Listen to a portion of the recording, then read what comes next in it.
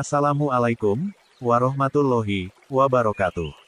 Bismillahirrohmanirrohim. Dengan nama Allah Subhanahu wa Ta'ala, yang Maha Pengasih lagi Maha Penyayang. Segenap puji bagi Allah Subhanahu wa Ta'ala yang telah mengkaruniakan petunjuknya, agar kita memeluk agama Islam. Tidak mungkin kita akan memperoleh petunjuk, seandainya Allah Subhanahu wa Ta'ala tidak memberikan petunjuknya kepada kita.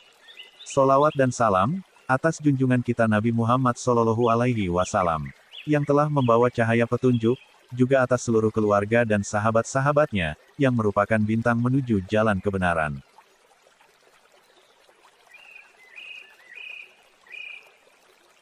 Kewajiban bertobat bagi semua orang.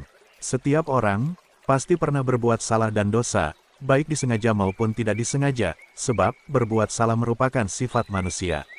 Namun, sebaik-baiknya orang yang bersalah adalah orang yang mau meminta maaf atas kesalahannya dan bertaubat atas dosa-dosanya.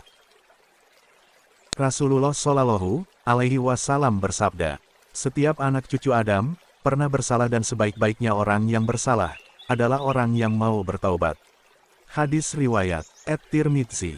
Bahkan, jika manusia seluruhnya tidak ada yang berbuat salah, semua baik dan solih, sehingga hanya ada kebaikan di dunia ini, justru yang demikian ini bukanlah sifat manusia.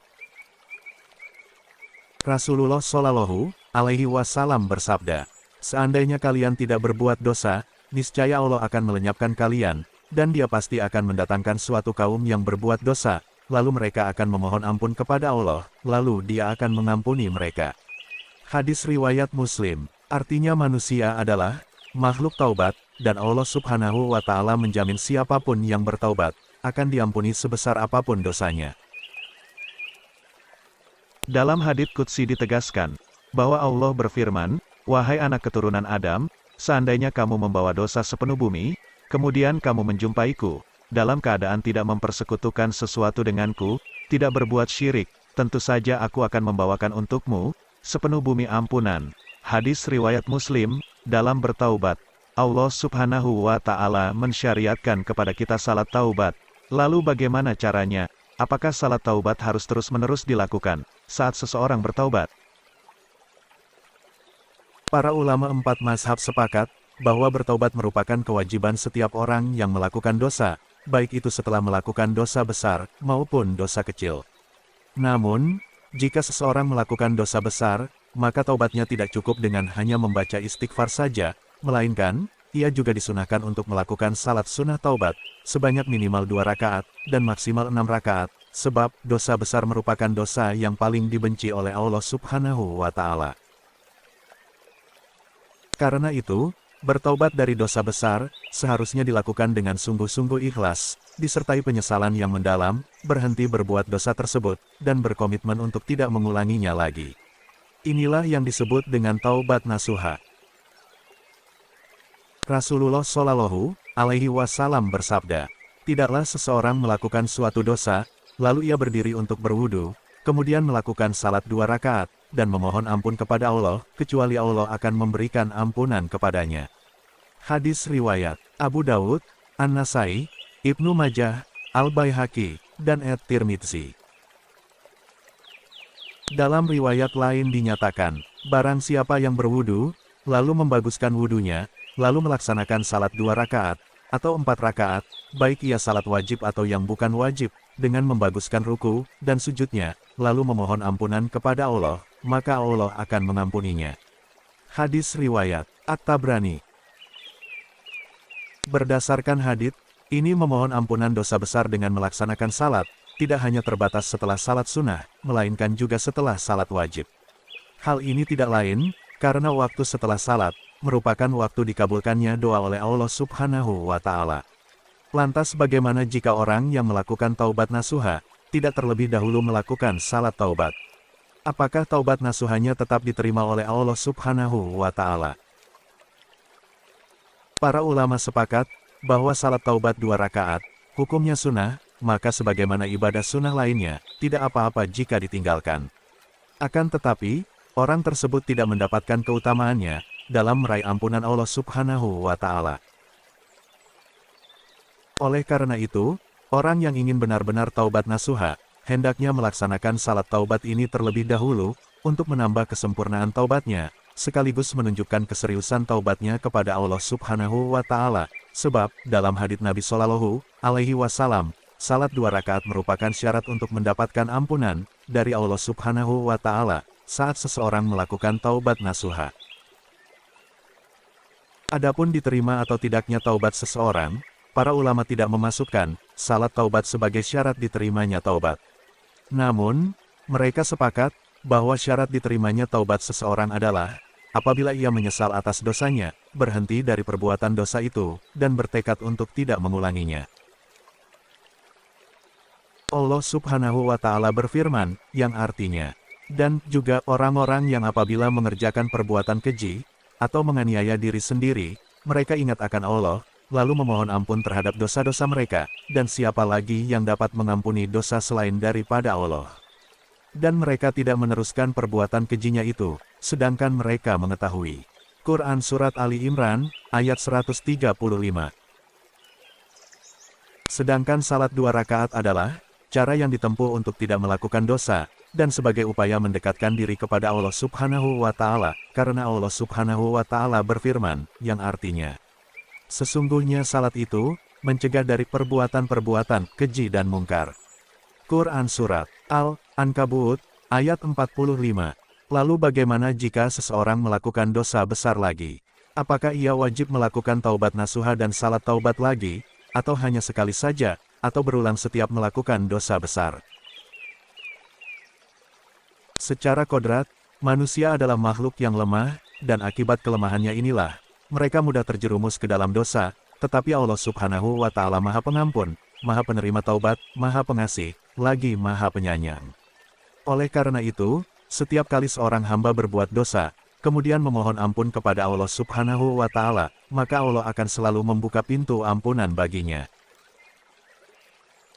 Bahkan, Allah Subhanahu wa Ta'ala merasa gembira jika seorang hamba yang berlumur dosa datang kepadanya dalam keadaan bertaubat dan menyesali dosa-dosanya. Allah Subhanahu wa Ta'ala berfirman, "Hai orang-orang yang beriman, bertaubatlah kepada Allah dengan taubatan nasuha, taubat yang semurni-murninya. Mudah-mudahan Rabb-mu akan menutupi kesalahan-kesalahanmu dan memasukkanmu ke dalam jannah yang mengalir di bawahnya sungai-sungai." Quran Surat At-Tahrim, ayat 8. Rasulullah Shallallahu Alaihi Wasallam bersabda, sesungguhnya, Allah itu begitu gembira dengan taubat hambanya, melebihi kegembiraan seseorang di antara kalian, yang menemukan kembali untanya, yang telah hilang di tanah yang luas. Hadis riwayat Al-Bukhari dan Muslim. Berdasarkan ayat Al-Quran dan hadits ini, Allah Subhanahu wa Ta'ala tidak pernah bosan menerima taubat hamba-hambanya, selama sang hamba ikhlas melakukannya, karena takut kepada Allah Subhanahu wa Ta'ala, meskipun seseorang itu berbuat dosa dan bertaubat berulang-ulang. Abu Hurairah radhiyallahu anhu menuturkan, saya mendengar Rasulullah Shallallahu Alaihi Wasallam bersabda, sesungguhnya seorang hamba berdosa, terkadang mengucapkan terjerumus dalam dosa, maka dia mengatakan, wahai Tuhanku, saya berdosa. Terkadang mengatakan, saya terkena dosa, maka ampunilah daku. Tuhannya mengatakan, apakah hambaku mengetahui, kalau punya Tuhan yang mengampuni dosa dan dibawanya? Maka saya ampuni hambaku. Kemudian dia Masya Allah, kemudian ditimpa dosa atau terjerumus dalam dosa, maka dia mengatakan, saya terkena dosa lagi.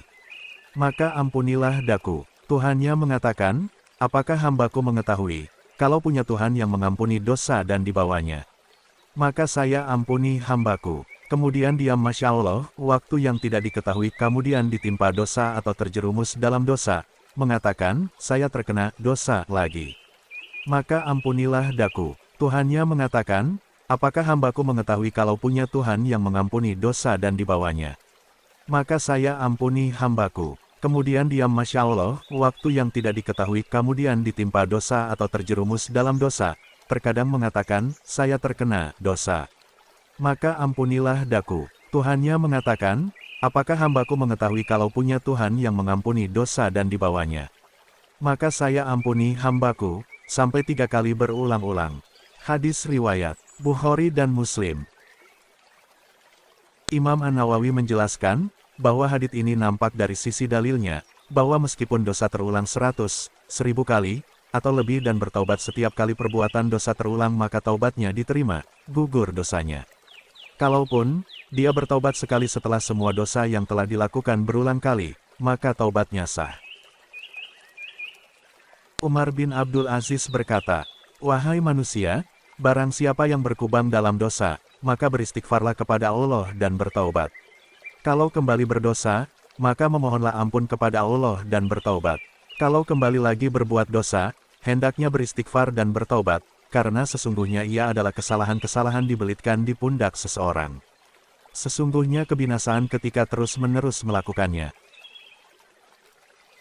Maknanya, bahwa seseorang seharusnya melakukan apa yang telah ditentukan dosa kepadanya, sebagaimana sabda Nabi Shallallahu Alaihi Wasallam.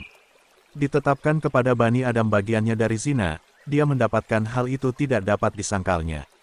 Akan tetapi, Allah menjadikan seorang hamba jalan keluar dari dosa, dihapus dengan taubat dan istighfar. Kalau dilaksanakan maka akan terlepas dari kejelekan dosa. Kalau terus-menerus melakukan dosa, tanpa bertaubat maka dia akan hancur.